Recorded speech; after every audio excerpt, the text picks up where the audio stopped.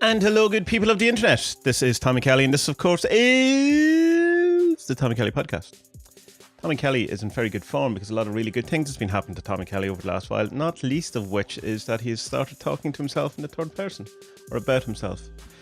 But apart from all that, loads of good news. But today I want to start with the ever-important weather report from Ireland. And it has rained. We are no longer in a drought. Ireland has returned to its former cloudy, rainy self in many ways. Actually, yesterday was the first kind of proper rain that we've had. We've had brief showers before that. And yes, it was St. Swithin's Day, if I'm pronouncing that right, which is July the 15th.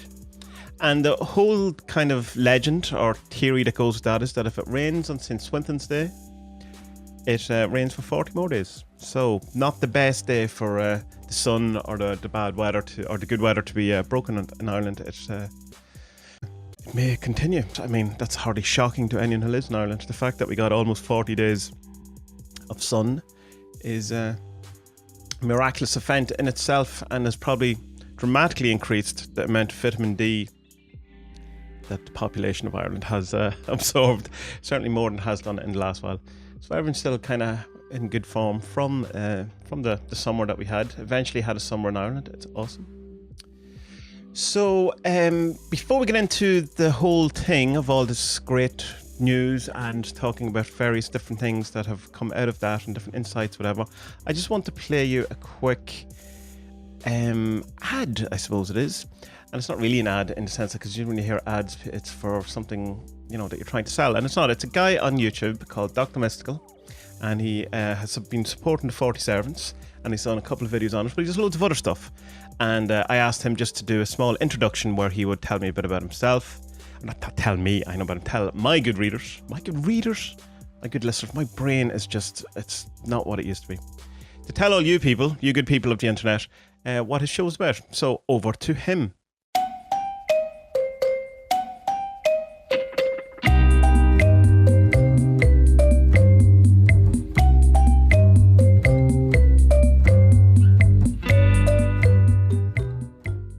Hey everybody, my name is Dr. Mystical, and you can find me at facebook.com and instagram.com/Dr. Mystical. There you'll find weekly video content where we do live tarot readings, tarot and oracle deck reviews, as well as live discussions about all things spiritual and paranormal. I hope you'll follow and subscribe, and I hope to see you on my next show.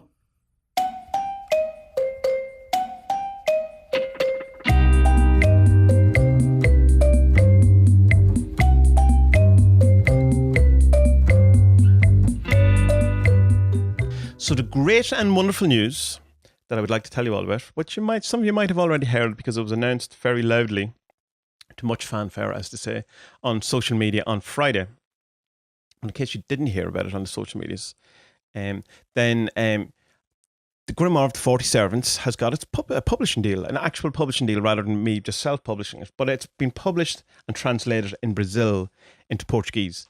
And it's been... the book deal is with a book company called Penumbra Livros. I think I'm pronouncing that right, but, you know, I don't speak Portuguese, and I'm just probably pronouncing it with some sort of slight racist accent maybe, and very inaccurate. But it's going to be published by them, translated and published by them, and it'll be doing a version of the deck as well, and a couple of other things. And it's actually going to be translated. The actual translation is being done by Lua Valentina, if I'm pronouncing her name correctly, which I absolutely know I'm not, because it's one of my... non-X-Men mutant ability. My mutant ability is that I mispronounce people's names. But it's all very exciting because the book publishers, Penumbra Livros, have a number of other people who have translated, and they've done these really great hardback versions, these really good, top quality stuff, really well designed stuff. And they have people like Pete Carroll, so they have Limonel Psychonaut, they have Peter Gray, which I think is the Apocalyptic Witchcraft they have of his. They have Jan Fry's Visual Magic, Jan Fry's, is that right? And Julian Finn, Nicky Ward's The Book of Baphomet, and Lon Milo the Cats. There's a load of other stuff. There's some Crowley stuff is there as well. And, you know, really, really good. I'm very excited about getting it out in Brazil, because there's a lot of interest in Brazil, and the big problem people seem to have with getting the 47 stuff is that it's not available actually in Brazil, and they have to import it in, and there's huge costs in that, and some other issues as well. So having an actual publisher in Brazil who can deal with all that stuff is just wonderful, because all the people in Brazil have now is that really badly translated, badly written PDF that I wrote like in a week and a half, that was then like someone Google translated, as far as I know, into Portuguese, and that's what they've been working on, and it's been doing really well even in that kind of terrible state. But it'll be great now to get a proper version of it. I'm delighted that Lou is doing as well, because she's really into the 47. She's really into Magick. She's a writer.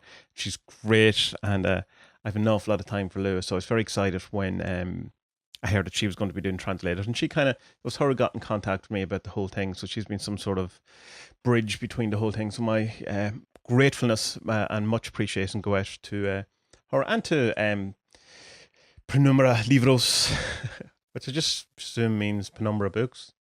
I don't know, Portuguese, not my thing. But it's really exciting. So that's going to be happening soon. I sent off the digital version of the contract last Friday. And I sent off the actual contracts today. Today I have to send them over artwork and stuff like that. But I'm way behind on stuff. I've just been so busy the last while. I haven't even got a chance to put up on the actual blog about this yet, because I was doing a newsletter this morning and a couple of other things. Put up a post about the artwork I've done for Alan Chapman and stuff like that. And it's interesting over the last while that just seeing how different things kind of progressed, because there was a kind of while all this kind of contract book publishing things going on, there was another kind of thing going on in the background that was to do with my actual job, my day-to-day job, with my art job, where someone had been in contact with me. It's a person I had worked with briefly before, on a small little project, and it was all really great, worked out well. It was all very casual, and it was just through emails and stuff like that. Then I got like an email from them on Thursday, I think it was. So this is in the middle of contract negotiations with the publisher and stuff. Well, it was coming to the end. We were going to be signing the next day. And immediately the whole thing was very different. They started talking in a kind of a business speak thing, and immediately invited me to have to join this app to work with them. And it was like being assigned tasks and stuff like this.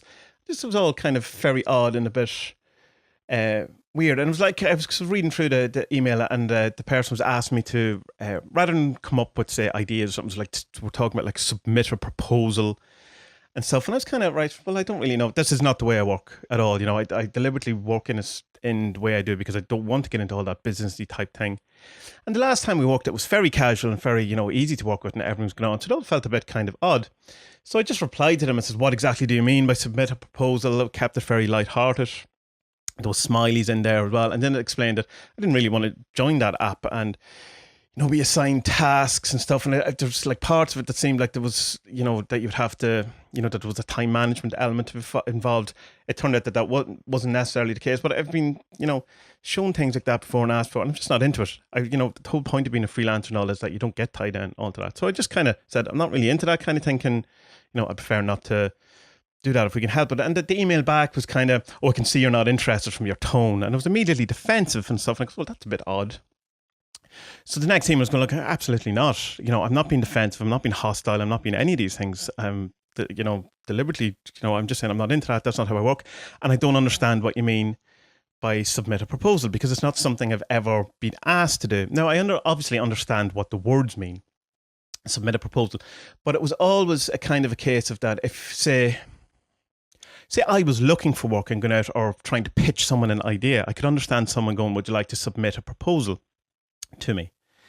And so to see if it would get picked up, but never someone coming to me asked me to do work to submit a proposal. And I've got talking to some of my freelancer mates and stuff, and we were talking about this, and they were kind of saying it sounds like this person wants you to apply for the job of the thing rather than just outright just hiring you. That you go, well, I'll come up with some ideas, spend some time coming up with ideas, and pitch you an idea for your project, which of course I've no interest in doing, because all of that is usually done for free, and it's usually done if someone puts up an ad or something, look for it, and you're looking for a job. They came to me, so it all seemed a bit strange. So I asked for clarity, and again, the response was like that I was being hostile about it. And I was going, I'm not. And an awful lot of my emails then to this person had a paragraph, and please, I'm not being hostile. I'm not trying to in any way come across with any tone or anything. I just don't understand. And what I was trying to get out of it was, does this mean that if I come up with, spend some time working on these ideas and in a sense submit a proposal or pitch you these ideas and you don't like them, that I will not get paid for my time for working on them? Which is what it sounds like, because that what it would be, definitely would be, if it was another case where I just submitted a proposal to someone who hadn't approached me, who I was approaching them, and that you would, give them your pitch and they could, say yes or no. And they just wouldn't give me an answer. They just, like, I would an email and it was like 3 or 4 paragraphs and I was getting back like one-line answers that didn't really answer. And it was all very cagey and weird. Now, at the same time, I have to be very aware that I don't work in that kind of business kind of thing. And this might be all standard practice or standard kind of fare and all that. So I just don't understand it.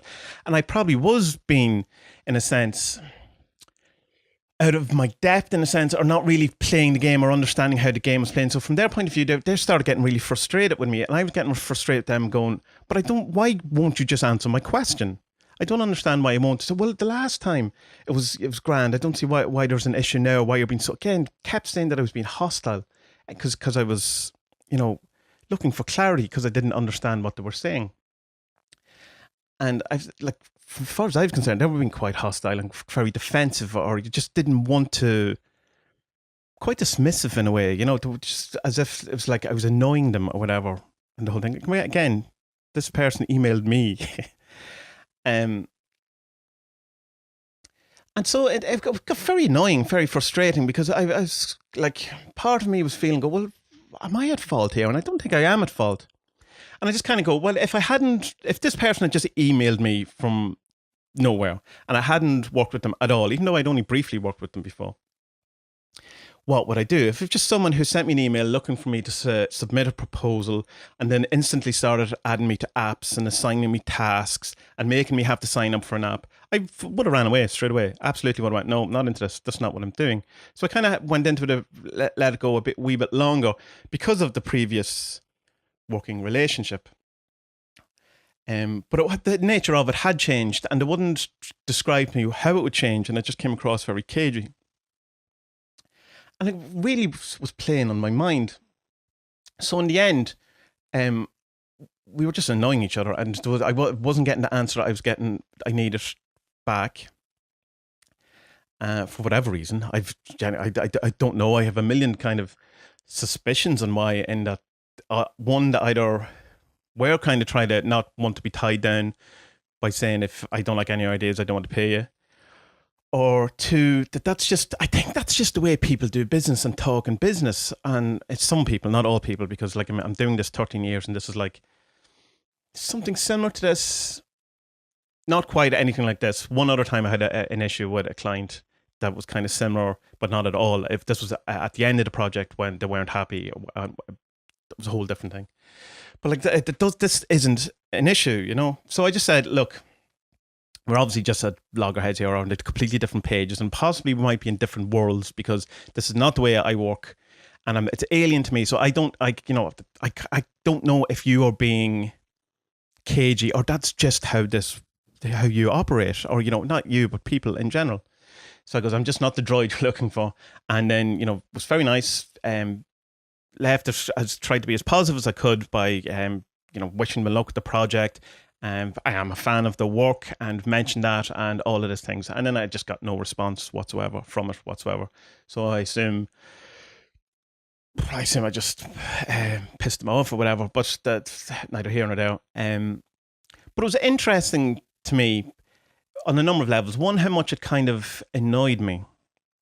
And not annoyed me in that person, and how much it annoyed in that I felt that I had in some way failed or I was wrong. Even though I wasn't in many ways, I just didn't understand and wasn't getting the clarity. And it's not that big of a deal. The actual project, all of this was about, was possibly 3, maybe 4 hours of work. If it went well. If it didn't go well, it would have been, which the sign of that we couldn't even get past that was the sign that it was probably going to end up into hell territory. Clients from hell.net type territory, because if you can't even get a simple answer on something or some sort of clarity without being told you're being hostile, then it didn't seem like it was going well. But if it was all rosy and everyone was happy and everyone was cool and chill. It was probably about 3 or 4 hours. So it wasn't like it was a huge job. It's not as if I've lost a ton of money or a load of work out of it or any sort of big prestige or any of those things. It wasn't a big job. So it was interesting that it had such an effect on me. And it was just kind of, it was kind of all encompassing, all I could think about. And I was going, wow, this, like I said, it would have been 3 or 4 hours of work. And I've spent way longer thinking about this. Like it was hours and hours of days over the weekend, all of this kind of thing. And so we went to the cinema. And this is a thing that that I've noticed before happens in my life. And I'll come back to what I call it later. But we went to cinema, we went to see the new Jurassic Park, and it was grand. I enjoyed it. It's a great film. It's as good as the other one. Like, it's not the world's greatest film. You go eat popcorn, everyone's happy. But about 10 minutes into the film, a woman and her son came in and sat right beside us and proceeded to just talk as if they were sitting in like a coffee shop or at home or anything, like just really loud, just kind of talk. And I was going, well, you know, annoying as it is, it's 2:30 in the day, it's a daytime, it's a Saturday we went on, and it's somewhat of a children's film. I'm not sure if it is a children's film though. Like there's some quite horrifying scenes in it, like, you know, that I wouldn't have been, I suppose, too fond of when I was that age and probably would have kept me awake at night. But they just kept talking and talking and was getting louder and louder and had no kind of, you know, didn't care of anyone around. And there was a couple other people in the cinema too. It wasn't just us. So anyway, my wife, Vanessa, was getting quite annoyed about the whole thing, and I was trying to stay calm about it. But eventually I just turned around to her and very politely, like fairly politely, whereas I could have had a proper, fuck you, lady, I said, is there any chance that you can just take it down a bit, please? And she just kind of froze and didn't say anything for about 10, 15 seconds. And she said, well, if you just hadn't said it so hostile, or if you just hadn't been so hostile. And I was going like, wow, that's interesting that's the word. And so I said after, like later on to Vanessa, was I in any way hostile? She said, no, you were quite calm and you're quite nice. And you said, please, and all those things.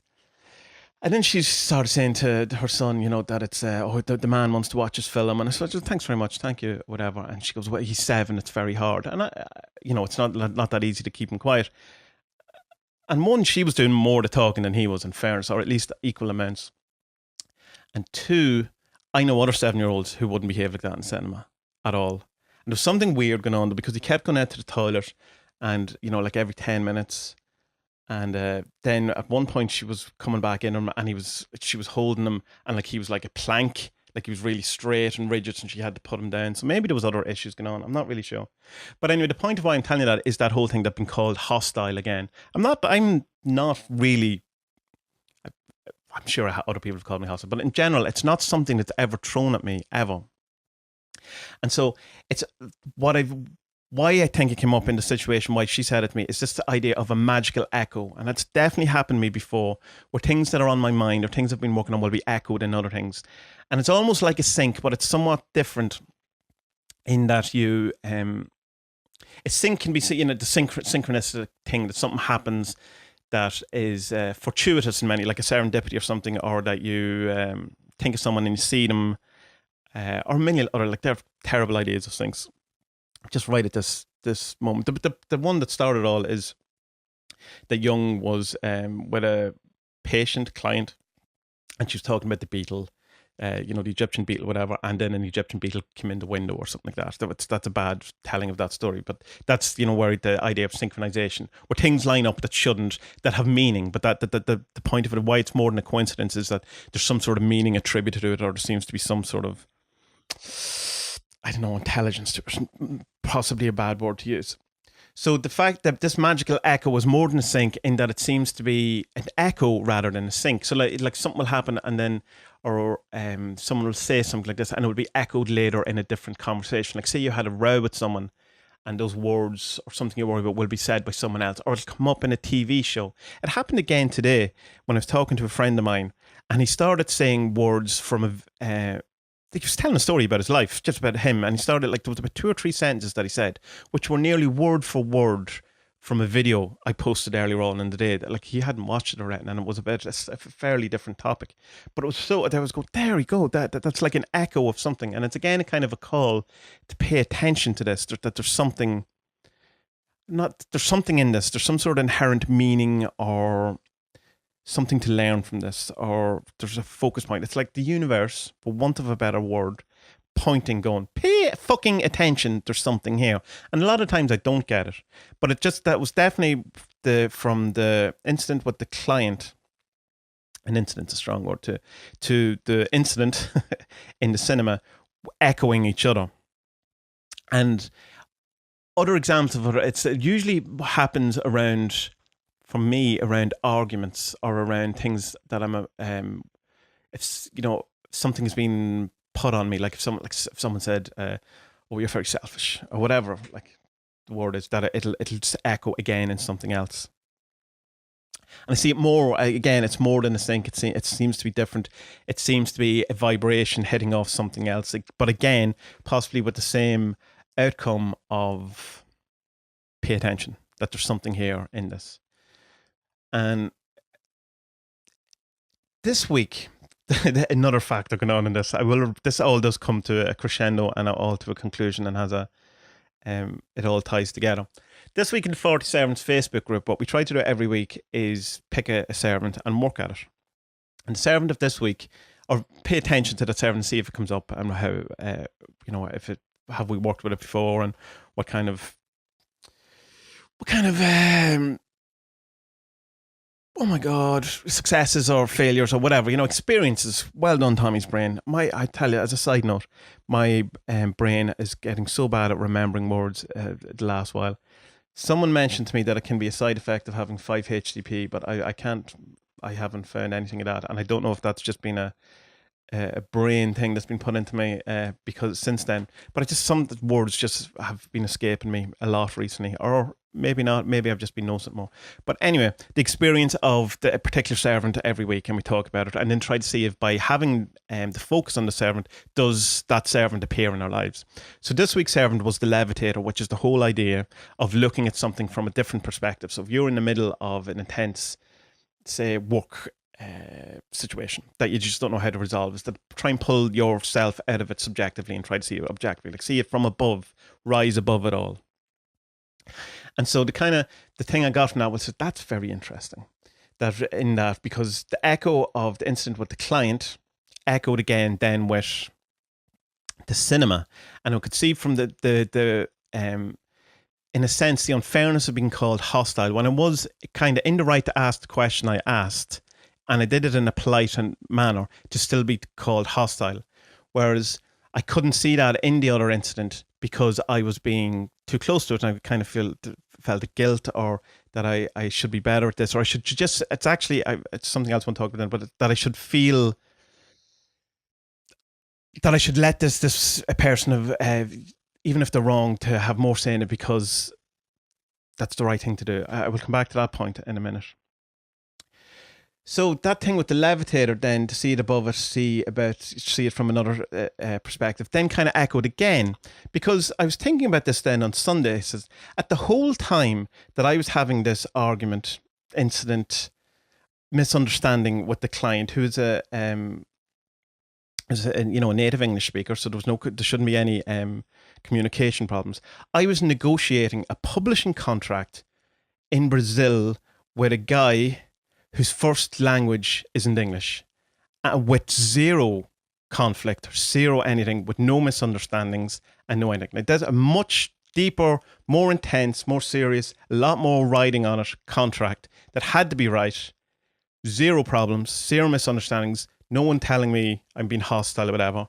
At exactly the same time, at times emailing one person and then straight after emailing the other person, having this misunderstanding with the native English speaker over certain things. I was going, well, that's interesting. That has to kind of echo in the fact that there's something larger at play, that if I was doing that exact same times and there was no incidences at all between the publishing contract, then again, I have to separate myself kind of from this other place and this other thing, and not the guilt.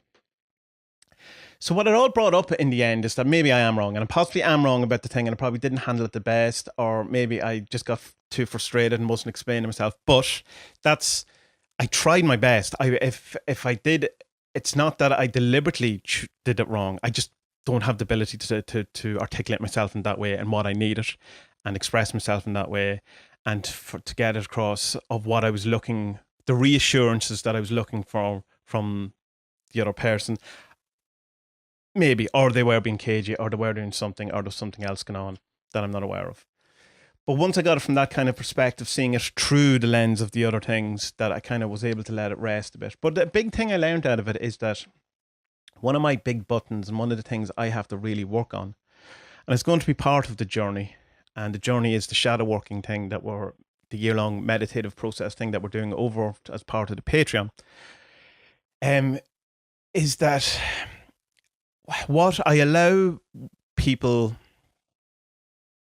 I allow the thought of other people not liking me to have too much of an influence on my decision about situations, in that I can do things. The main motivation is to get the other person to not be disappointed or annoyed at me or not think I'm cool. And it's a bit different from people pleasing, even though there's an element of people pleasing in me too, that it's more on a very kind of thing is, don't stop loving me, you know? And that's very hard when you're in business, particularly when you're dealing with someone, particularly when you're dealing with a situation that's difficult and stuff like that, that if you're coming from the thing of, not only am I trying to get the best deal or get clarity or best the whole thing, I'm also trying to get the other person to remain friends with me and like me and think highly of me or whatever it is, you know, and that you can't do that. And, you know, especially anywhere on the internet or any of these things where you're going to have people who are just not going to like you. And, you know, I'm not kind of okay with that. To like in a point, like I don't care, loads of people don't like me and stuff, but like say significant, like a client or a friend or something like that, and it can be something I really have to work on because I allow it to have far too much power in my life, and that it seems one of my kind of ingrained feelings about the universe, feelings about myself, is that this need more than is probably natural or needed or helpful, to have other people stay, you know, to love me, not love me in the oh I love you thing, but to not hate me, to not be disappointed by me, or to let them down, or the kind of thing. And then obviously I'd say that stems from, you know, childhood and maybe possibly family, or maybe it's just something I brought in with me or something. But it's definitely one of the things I have to worry about, like that I would probably not say certain things or not have certain arguments or say certain opinions because I know it would turn people against me. So it's not really being honest, and it's not really being truthful. And the whole point of why I'm doing all this stuff is trying to be as honest, as truthful and open as possible.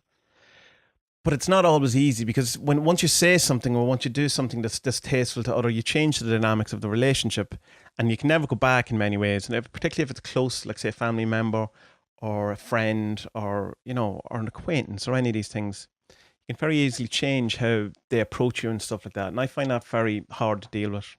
And it's not quite in the ego sense of the thing where I want everyone to love me, because I think that's the normal kind of standard where everyone wants everyone to like them, you know. Apart from some people, there's some people who genuinely want people to hate them or dislike them or get some power out of it. Like, I find it fascinating. We see some people, particularly online, and not just trolling or stuff like that, because that's a whole different thing, but like actual people, famous-ish people.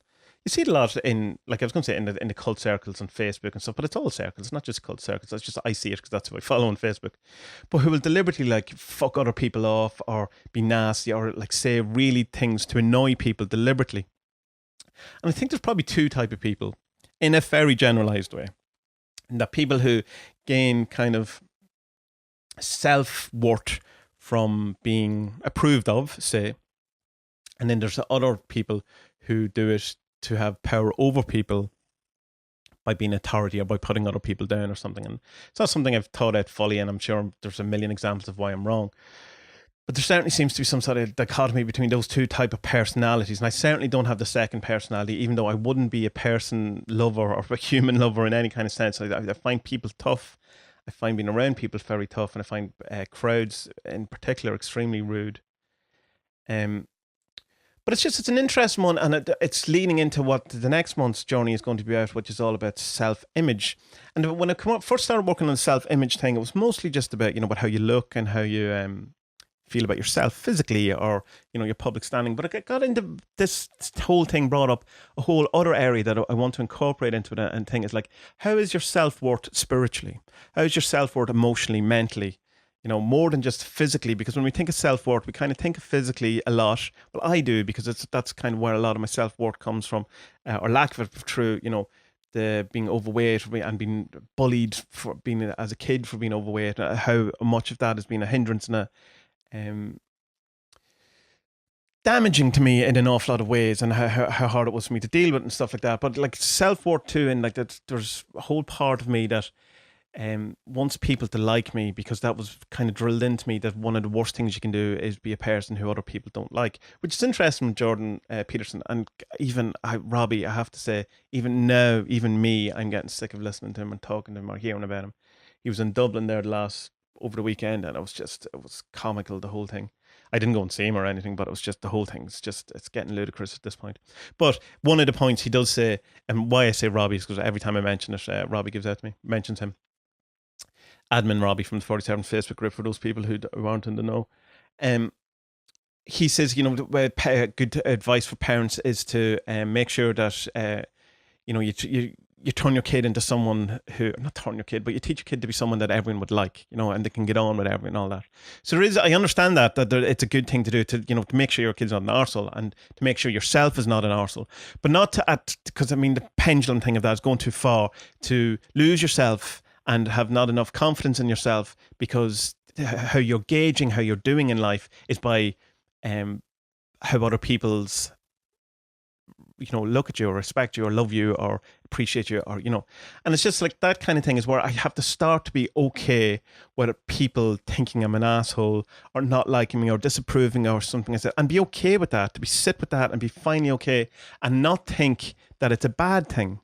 That if Jim off the internet, who I've been talking to for the last year, and I say something, and he's decided that he doesn't agree with me, doesn't like me anymore, that to be okay with that, rather than what I would normally do is try to make that situation okay and appease him at the loss of myself in a way, and try to give into that kind of behavior, or give into his kind of disapproval, to try and make that okay at the loss of my own integrity and the own thing. And that's something I definitely do, that if I have a row with someone, even though I don't think, not always, and I'm not, this is, because my head is going like, you don't do this all the time. I don't do this all the time, but it's just something that happens enough that it's a team, enough that it's something I have to work on. That if an argument with someone or something, that one of the reasons that I will perhaps try to mend that relationship is not because I'm sorry or not because I want a relationship, but I just don't want that person to dislike me. Or I'm not even that, I'm just not okay with that being the situation, because it makes me feel like I'm on the wrong path in life, or that I've done something wrong, or there's guilt that because there's some part of me that it's been instilled in that you have to be a good person in the eyes of other people.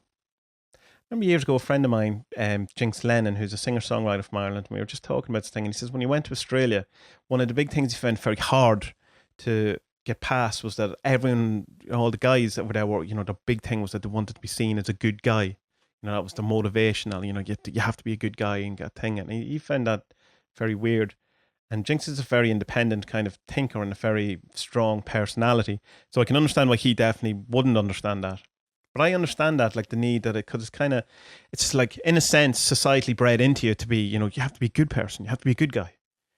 And then to stray off that path, it means you're what? A bad guy? So it's an interesting one. So that I'll enjoy that in the journey. Enjoy being not the right word. I'll intensely dislike that work in the journey about, bringing back in the whole thing of self-worth, self-image and all of that kind of things. Because I do think an awful lot of my weight issues and all that are psychosomatic or psychological at this point, because there's no way, by the way I eat and the way I exercise and the way my health in general and all that, there's no way I should be anyway overweight, because it's not, it shouldn't be. I don't, or I shouldn't, or at least lost a lot more weight than I have. And still, I know I've lost a fair bit of amount and all that kind of thing. To the point that there's some sort of psychological, there's some sort of, the way I talk about energy and that whole thing about the forgiveness or doing something allows the energy to be released. There's definitely a blockage in my life to do with my weight and my self-worth and all that. So it'll be a big month for me, and it'll be pretty intense and all that thing. But I'm looking forward to it. It'll be hopefully it'll be by the end of it, if I apply myself well enough and really get to the deepness of it, that I will find out some thoughts or some inner workings of mine that I'm unaware of. Not going to be good, not going to be nice. These things never are. But once you see them, they lose their power, and you can't go back in them. So I just thought that was all interesting, and I often think that when I'm doing the journey stuff, when I'm putting it together, I'm kind of 2 weeks advanced of the actual official time, because I have to start working on what the next month's going to be. Getting the art together and the monograph and the written materials and all those sort of stuff.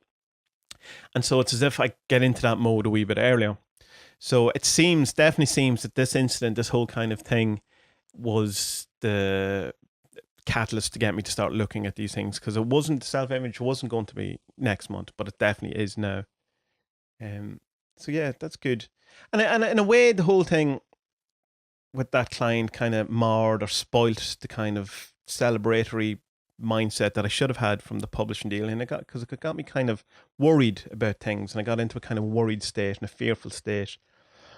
And then I got scared of well, what if this is, this publishing deal isn't a good idea? What if something bad happens? What if these things happen? I started coming up with all these scenarios of how it could fuck up and mess up and how it could make my life worse and stuff. And fuck, my brain is awesome, isn't it? I suspect a lot of your brains are similar, or at least similar in different ways. And so I didn't enjoy it on one level. I did obviously enjoy it at another level and all that kind of things. But I did see the merit in it and the lesson, if you want. People say, oh, you go through things for lessons, and usually it's years later that you notice what it is. Only because, you've decided that's what it is. But this seemed like a very particular point of something being shown and quickly resolved with a lot of factors going on. And that magical echo thing is something that I think you should look out for and see if you get that as well. More than a sync, but similar to a sync, more than a coincidence, where something significant happens that then gets echoed at least once in some other area of your life. May that be a TV show, a book. Almost like that thing of when you first hear a word and then you hear it a million times. That thing. It's like that, but it's different from that in the same way that synchronicity is different from a coincidence, in the way that luck is different from magic, and it feels different. When it happens that it feels significant, that there's some kind of something lights up, whether that be in your brain or in your soul, your aura, or whatever it is. Something lights up, something changes, something markers. As I said, it's like someone is pointing at something for you to see, which is different when it's just, oh, that's interesting, that's a coincidence or something. It's very different. So when people go, oh, it's just a coincidence, I go, it's not. I know the difference between a synchronicity, an echo, and a coincidence, because the feeling is completely different.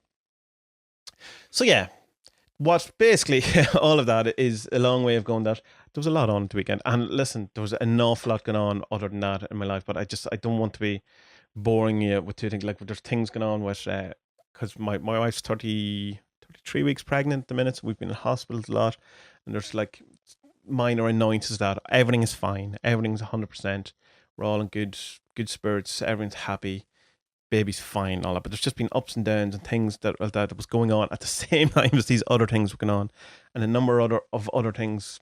So there was a lot on. But I just thought the perspective of seeing things from above, the levitator type thing, from the guy from the 47s who's floating up in the air, very helpful in this situation, as well as the echo of seeing the same situation slightly, the same kind of enough of an echo for it to be workable with, in a different situation that I didn't have my bullshit with, that I didn't have my shadow stuff with. Or someone was accusing me of the same thing, but in a different way, and one I didn't care about, because I could plainly see that I wasn't being hostile, and the other one where I felt guilty about because I was trying to be a good guy. So yeah.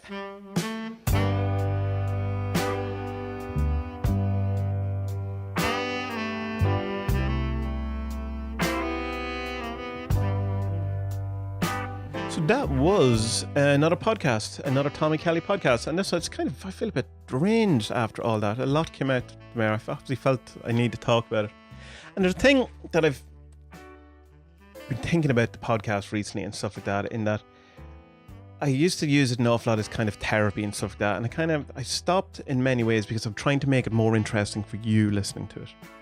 In a way, trying to have some sort of application that you could use or whatever. And that was never really my point of this. And I kind of got a bit lost in that. And I'm like, at the same time, I hope you do find everything I say has some sort of application for you. And you find some usefulness, not just me boring you by just talking here. But it's something that I just want to try and get back in, where I'm just going to talk just more about me and what's going on with my life, and maybe some stories about magic or stuff that's come or whatever, rather than trying it to be like everyone else's kind of podcast where you're gearing it towards the listener or whatever. One of my favorite podcasters, Duncan Trussell, he just talks about himself, and it's amazingly interesting because you learn so much from it and stuff like that, and there's so many similarities and so many things that are different, and you don't see it approaching that way. His approach would be much different from mine, and then when you see it from his, I go, oh right, that's very interesting. So that's the spirit of kind of that is what I want to. Like, we've been watching Mark Maron season 3 at the minute, and again, the bits of his podcast where he's just talking about himself and whatever, and that's mostly what I'm interested in, and which is why I wanted to do it. So you will find over the next while, my aim is to get back to that, to just kind of talking through my own thoughts or whatever. And I can tell that I have drained the energy from this subject that had a huge amount of energy in it, because I feel a relief from having done that now. And that is what the aim of this podcast was, with the hopefulness that you good people of the internet may find some sort of truth in it that you can apply to your own life. But it's selfish reasons. We're selfish here at the Tommy Kelly podcast. So my breakthroughs, my therapy and my counselling session is the most important thing here. Having said that, if you want to hear more of me not paying for counselling and or for therapy, and instead talking to a computer screen, then you can go to Tommy Kelly Podcast, and there's any amount of nearly 60 podcasts there at this stage of me just talking to the people on the internet about magic, about chaos magic in particular, about art, about photography, and about shadow work, relationships, people, life, all the things we have to deal with, personal development, all those things. I should probably get a better kind of 2-sentence quip for that, but what am I trying to do? I'm not trying to be the biggest podcast in the world or anything. I just want to be able to do these things, so I'm not too concerned about all that stuff. If you want to know more about the 40 Servants, which is the magic and divination thing, that's a great description, which is the wonderful magic and divination system that I have created, put together, then go to the40servants.com, 40servants.com, or you can just get it through the adventuresinwoowoo.com page. All the links are there. I will be putting up a post later on today all about the publishing deal, and you can get all the details there, but do check out all that. You can use the 40 Servants for absolutely free. There's a whole post there which tells you how to do it, how you can use the gift deck for the divination, how you can use the sigils, how you can use the magic, all without ever spending a penny or any of your hard-earned money. If you do want to spend some money, however, you can do so by buying the 40 Servants. The deluxe box set is going down really well. I'm really happy with it. It's currently on sale right now because it's my birthday in 2 weeks. Is it 2 weeks? 16th, 9 days, so not even 2 weeks. The 25th is my birthday, and I put it on sale for that. And everything's on sale apart from the new deluxe box set, which isn't on sale because it would be totally unfair to put that on sale for people who've just bought it on the release. And I hate when people do that, so I shall not be doing that, putting that on sale for quite some time. The Witch print, however, is on sale because very few of them sold, and I have to try and do something. At 40 was probably too much. It's down to 25. So if you want to get that, go for it. That really helps me out because there's not only is the print sitting there on the shelf, all of the boxes I bought to send them in are sitting there, and I need the shelf space. And also, I'd love the Witch print to go to nice homes. If you want to even spend even more money, you can go to the Patreon and support me that way, which helps to keep things going. That pays for hosting of the website. It pays for SoundCloud hosting, which is the podcast hosting. It pays for upgrades to all the different things. I've bought different camera lenses, new microphones, all of that kinds of different software and stuff that make this thing better. It's, occasionally I buy a bottle of wine out of the money, but I always try to aim to use that money to further this experience to do better.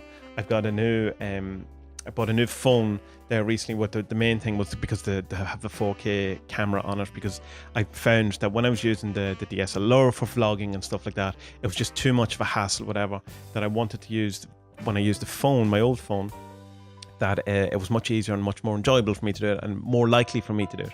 Just that the quality wasn't great. So the new phone is just 4K, it's 60 frames a second and 1080 and all that. So that I'm looking forward to start getting into that and using that. So things like that all come from the Patreon money. In return, I offer you PDFs of all my comics, PDFs of the books, a download of the digital deck so you can print that out yourself. The PDF of the Grimoire of the 47 is there. The flashcards are there, and also the thing, as I talked about, the journey, which is this monthly meditation, shadow work. Again, probably need a better blurb for that, but don't have one. That is all about trying to become a better person by using servitors and magic and meditation and introspection. And every month is a different theme, and we all work on that, and we talk about it on Facebook. Or you don't have to talk about it on Facebook. You don't have to even think about Facebook, but it's something that's an option there for you as well. So if you're interested in any of that, then you can go to tommykelly.com. and that'll bring you straight to the Patreon. But if you put Tommy Kelly into Patreon, I'll come up in the search things now. I wasn't in the search because I had it marked for adult content, which I'm not really adult content. There's a bit of nudity or whatever, but I haven't actually anything posted there.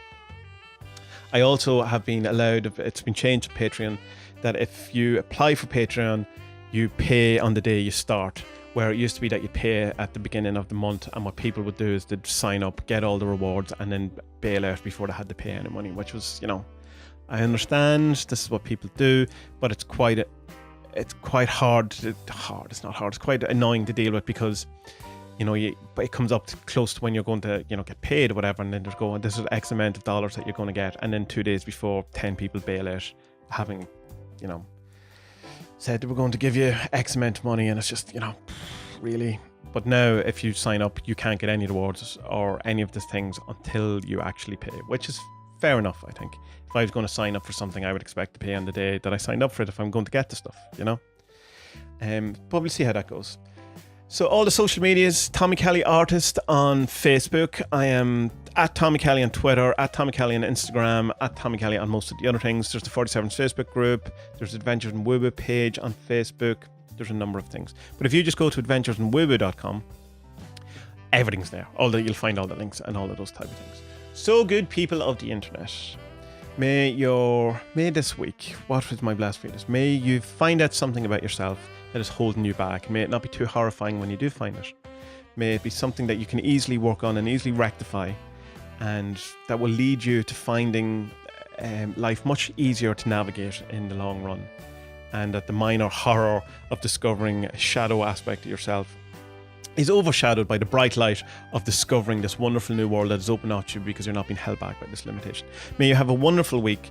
May the sun shine in you, and may life and the universe grace you with wonderful moments of pure happiness and pure spirit.